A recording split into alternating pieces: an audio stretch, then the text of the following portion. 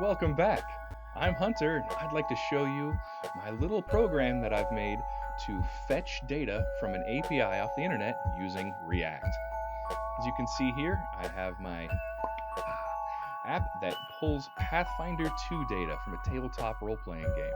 As you can see here, I've got my list of different characters you can play as, and if you click on any of them, it'll pop up and show you all the different data for that character, including his HP, how they see, and just a whole lot of extra stuff.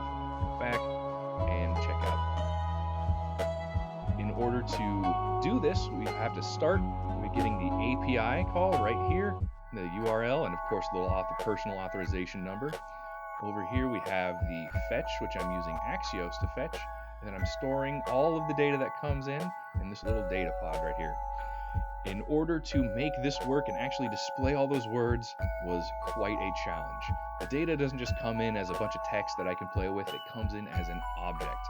Getting all of those specific data pieces from that object, helpful if you check out the documentation for the API, and then you can see exactly what you're working with. And down here you can see when I call for an ancestry of the character type, here's the object that comes in and all of the individual data points that I can go, and then you can see here's some of the text that comes in. In order to display that, I take that object, and down here I'm actually telling the web page each individual point that I want displayed. I want the name, then I want the HP, and then down here I want all of that descriptive text.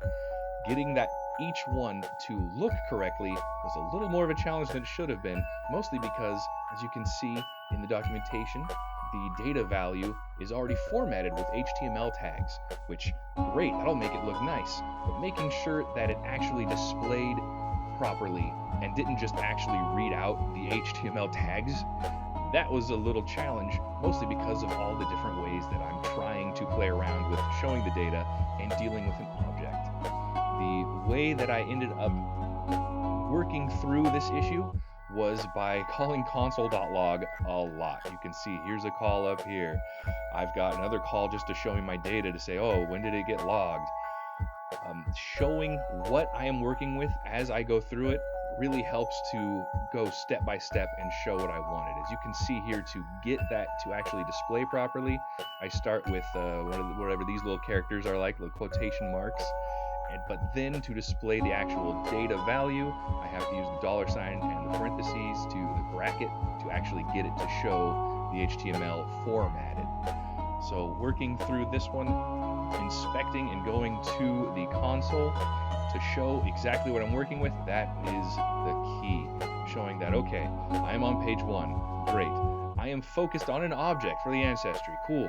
When I started off, I had my data and I could see it was an object. And then it was just a matter of working with it and saying, okay, I have my object here, and now I have to go to the .hp, or the .description .value. As you can see here, it goes in, here's your data, .description .value to get in there. So it's like nested data points that you have to work with.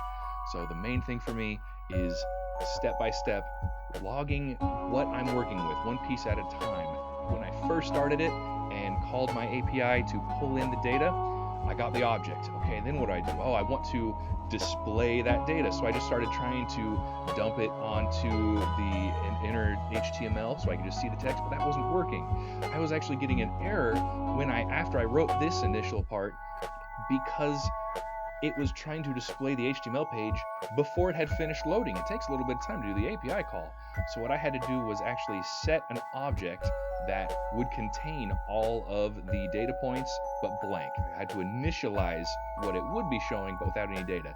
That way when the page first loads, okay, it's blank, but it doesn't give me an error message because it still sees, all right, there is an HP, there is a rarity value, and then when I did finish the Axios fetch call, then it would populate and fill everything else in. So it's just a matter of going through, working on one piece at a time. Don't expect the whole thing to work all at once. I had to just step by step log every object and console log everywhere to see what I was working with. So main thing to know, don't worry about going slow. Take it one piece at a time and log every little object you're working with so you can really understand how it's going through, how it's going to work.